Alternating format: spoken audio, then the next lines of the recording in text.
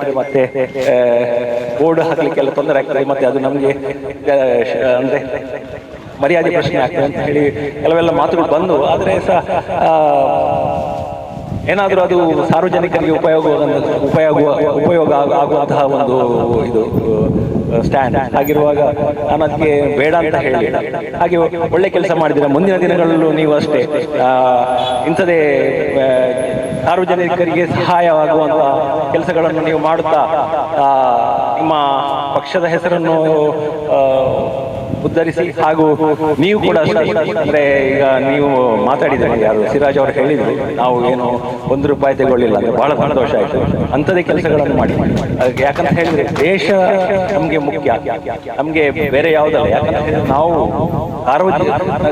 ಸಾರ್ವಜನಿಕ ಜೀವನಕ್ಕೆ ಯಾಕೆ ಬೇಕಾಗಿ ಬರುವುದು, ನಾವು ಸಹಾಯ ಮಾಡ್ಲಿಕ್ಕೆ ಅಂತ ಬರುವುದು. ನಾವು ಏನು ಅದರಿಂದ ಏನು ಗಳಿಸಿಕೊಳ್ಬೇಕು ಅನ್ನುವಂಥ ಉದ್ದೇಶದಿಂದ ನಾವು ಬರುವುದಲ್ಲ. ನಾವು ಸಾರ್ವಜನಿಕರಿಗೆ ಉಪಯೋಗವಾಗುವಂತ ಕೆಲಸಗಳನ್ನು ಮಾಡುತ್ತಾ, ಮತ್ತೆ ಪಂಚಾಯತಲ್ಲೂ ಅಷ್ಟೇ. ಪಂಚಾಯತ್ ನಾನು ಎಲ್ರಿಗೂ ಹೇಳುದು, ಮುಂದಿನ ದಿನಗಳಲ್ಲೂ ಅಂತ ಹೇಳಿದ್ರೆ ಪಂಚಾಯತ್ ಅಂದ್ರೆ ಪಂಚಾಯತ್ ಅಲ್ಲಿ ಈಗ ಬೇಕಾದಷ್ಟು ರೆವಿನ್ಯೂ ಇದೆ. ಈಗ ನನಗೆ ಗೊತ್ತಿದ್ದಾಗೆ ಪಜಿರಲ್ಲಿ ಸಹ ಬಹಳಷ್ಟು ಅಂದ್ರೆ ಇನ್ಫೋಸಿಸ್